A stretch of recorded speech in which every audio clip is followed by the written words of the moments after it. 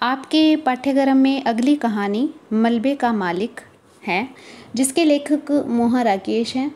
तो आज हम मोहन राकेश जी का साहित्यिक परिचय करेंगे। तो चलिए शुरू करते हैं। मोहन राकेश जी का जन्म 8 फरवरी 1925 में आधुनिक पंजाब के अमृतसर जिले के एक प्रतिष्ठित परिवार में हुआ था। तो मोहन राकेश का जन्म कब हुआ? 8 फरवरी 1925 में। कहाँ? तो अमृतसर में। इनके पिता वकील श्री करमचंद गुगलानी का साहित्य व संगीत से विशेष लगाव था।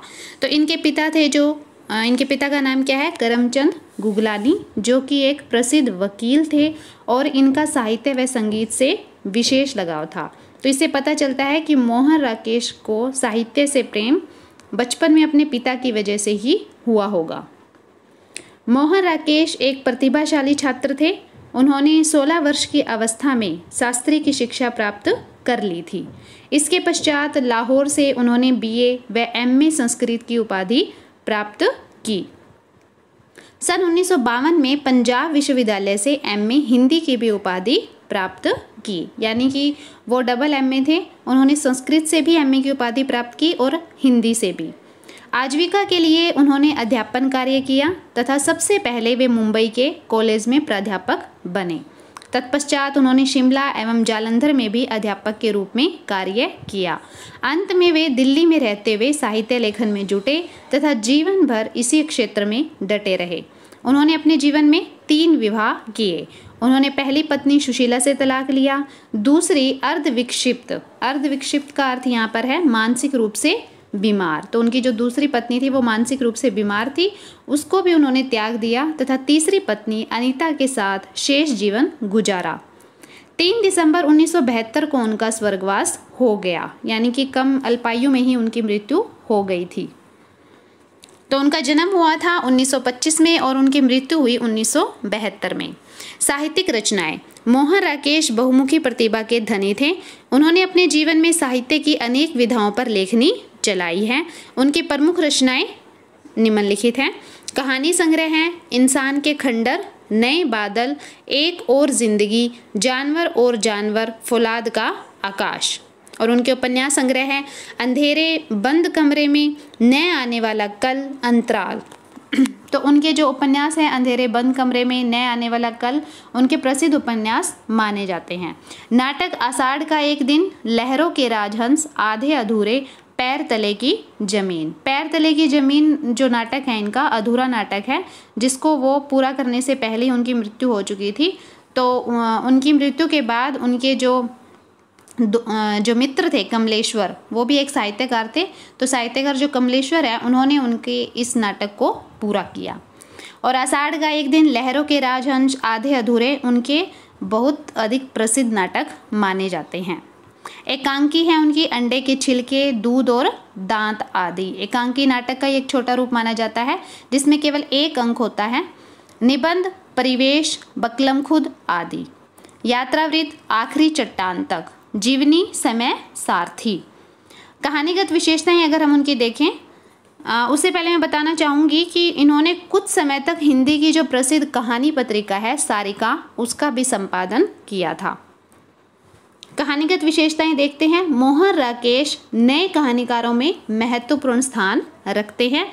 उन्होंने कुल 66 कहानियां लिखी। इनमें मलबे का मालिक, जो कि आपके पाठ्यक्रम में लगी हुई है, परमात्मा का कुत्ता, फटा हुआ जूता, एक और जिंदगी, मिस पाल, ठहरा हुआ चाकू, सुहागिने आदि कुछ उल्लेखनीय कहानी है। उनकी कुछ प्रसिद्ध कहानियां हैं जिनको आपको याद रखना है। कौन कौन सी हैं? मलबे का मालिक, परमात्मा का कुत्ता, फटा हुआ जूता, एक और जिंदगी, मिस पाल, ठहरा हुआ चाकू, सुहागिने।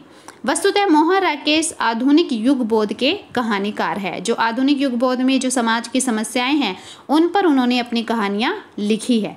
उन्होंने अपने कहानी साहित्य में महानगरीय, जो बड़े बड़े महानगर हैं, पारिवारिक परिवार की और सामाजिक विसंगतियों का विवेचन किया है। जो समाज में फैली हुई कुरीतियां हैं उन पर भी उन्होंने अपनी कहानियों में वर्णन किया है। कहीं कहीं वे मानव मन संत्रास, जो मानव मन की घुटन है, उनको अपने हृदय से ग्रहण करते हुए उन्होंने इसका अपने कहानियों में वर्णन किया है। वे जीवन की विषमताओं का यथार्थ परक चित्रण करने में सिद्धहस्त हैं। उन्होंने जीवन के जो सुख दुख है, उतार चढ़ाव है, उनको भी यथार्थ यानी कि वास्तविक रूप दिखाने का प्रयास अपनी कहानियों में किया है। उनकी प्रत्येक कहानी नवीन दृष्टिकोण को प्रस्तुत करती है, एक नए दृष्टिकोण को प्रस्तुत करती है, इसलिए उनको यथार्थवादी कहानीकार भी कहा गया है, क्योंकि उन्होंने जीवन की और समाज में जो वास्तविक घटनाएं हैं, वास्तविक जो कहानियां हैं, उनको अपनी कहानियों का कथानक बनाया है। राकेश की कहानी साहित्य को 3 सोपानों में विभक्त किया गया है। इनकी आरंभिक कहानियों पर प्रेमचंद और यशपाल की कहानियों का स्पष्ट प्रभाव देखा जा सकता है। ये प्रेमचंद और यशपाल भी प्रमुख कहानीकार माने जाते हैं हिंदी साहित्य के, तो उनकी कहानियों का स्पष्ट प्रभाव दिखाई देता है। उदाहरण के रूप में मलबे का मालिक भारत पाक विभाजन पर लिखी गई एक उल्लेखनीय कहानी है। तो मलबे का जो मालिक है, वो मलबे का मालिक कहानी जो है वो भारत पाकिस्तान के विभाजन पर लिखी गई कहानी है, जो मानव की स्वार्थ वृत्ति, जो मानव की स्वार्थ की जो आदत है, उसकी जो स्वार्थ का उसका व्यवहार है, उसको उद्घाटित करती है, उसको चित्रित करती है। आगे चलकर मोहन राकेश ने अपनी कहानियों में प्रयोग धर्मिता को अपना लिया। प्रयोग धर्मिता का यहाँ पर अर्थ है कि उन्होंने अपनी कहानियों में अलग अलग प्रयोग अपनाए और वे परिवर्तित परिवेश में, जो बदलते हुए वातावरण में कहानियां लिखने लगे। एक और जिंदगी, परिचित, गिलास टैंक, जानवर और जानवर, सेफ्टी पिन, ठहरा हुआ चाकू आदि कहानी उनकी प्रयोग धर्मिता के ही उदाहरण हैं। इन कहानियों में लेखक ने यथार्थवादी दृष्टिकोण को लेकर सामाजिक और पारिवारिक समस्याओं का अंकन किया है। यानी कि उनका दृष्टिकोण तो यही था कि समाज की सच्चाई को, वास्तविकता को उजागर करना, इसके साथ साथ उन्होंने परिवार की समस्याओं को भी अपनी कहानियों में चित्रित किया है। यही नहीं, इन कहानियों के शीर्षक प्रतीकात्मक, व्यंजनात्मक तथा अमूर्त है। इन कहानियों के जो यथार्थवादी दृष्टिकोण को लेकर लिखी गई है, इनकी कहानियों की जो शीर्षक है वो प्रतीकात्मक है, यानी कि अप्रत्यक्ष रूप से कहानी से संबंधित है और कहानी के अर्थ को व्यंजित करने वाले और अमूर्त है। मोहन राकेश ने अपनी कुछ कहानियों में नारी जाति की व्यथा कथा का भी उद्घाटन किया है। नारी जाति की जो दीनहीन दशा है उसको भी चित्रित उन्होंने किया है। राकेश जी की नारी संचेतना पाठक की भी आंखें खोल कर रख देती है। जो नारी भावना है उनकी, वो पाठक की भी आंखें खोल कर रख देती हैं। कहानीकार का यह स्पष्ट विचार है कि जब तक नारी जाति को पुरानी रूढ़ियों तथा जड़ परंपराओं से मुक्त नहीं किया जाता, तब तक उसका विकास संभव नहीं है। मिस पाल, सुहागिने, एक और जिंदगी, आद्रा, परिचित, गिलास का टैंक, फौलाद का आदमी आदि कहानियों में राकेश जी की नारी भावना देखी जा सकती है। उदाहरण के रूप में मिस पाल कहानी में नौकरी पेशा नारी की परिस्थितिजन्य व्यवस्था का उद्घाटन किया गया है। यानी कि जो इनकी कहानी मिस पाल है, उसमें जो नौकरी पेशा नारियां हैं, उनकी जो समस्याएं हैं, उनका उद्घाटन किया गया है। इसी प्रकार से जो सुहागिनी नामक कहानी में नारी के सुहागन होने पर करारा व्यंग्य किया गया है। एक आलोचक के शब्दों में मोहन राकेश की कहानियां समकालीन भारतीय समाज के इस समय के जो भारतीय समाज है उसके जो बदले हुए रूप है उसको उद्घाटन करती है।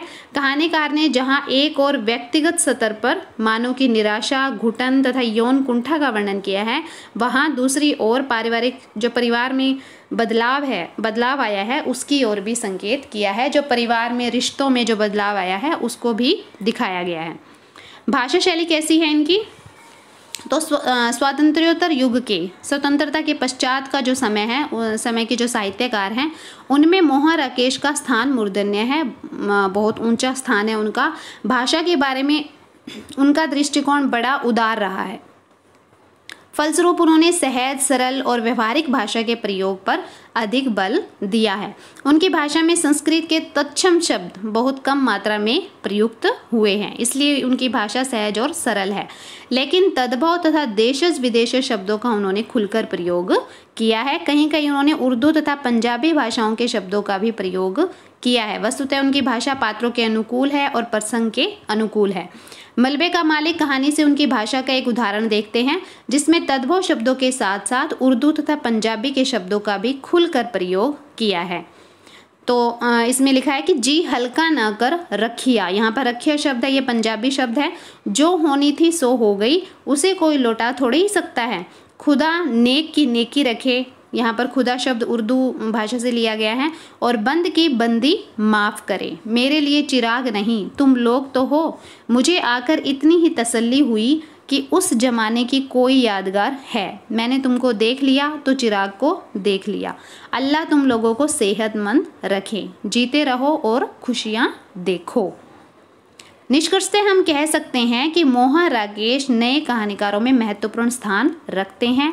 वे आधुनिक युग बोध के उल्लेखनीय कहानीकार हैं। एक आलोचक ने उनकी भाषा के बारे में उचित ही लिखा है कि राकेश जी की कहानी की भाषा सरल, सुबोध, पात्रानुकूल तथा प्रवाह युक्त है।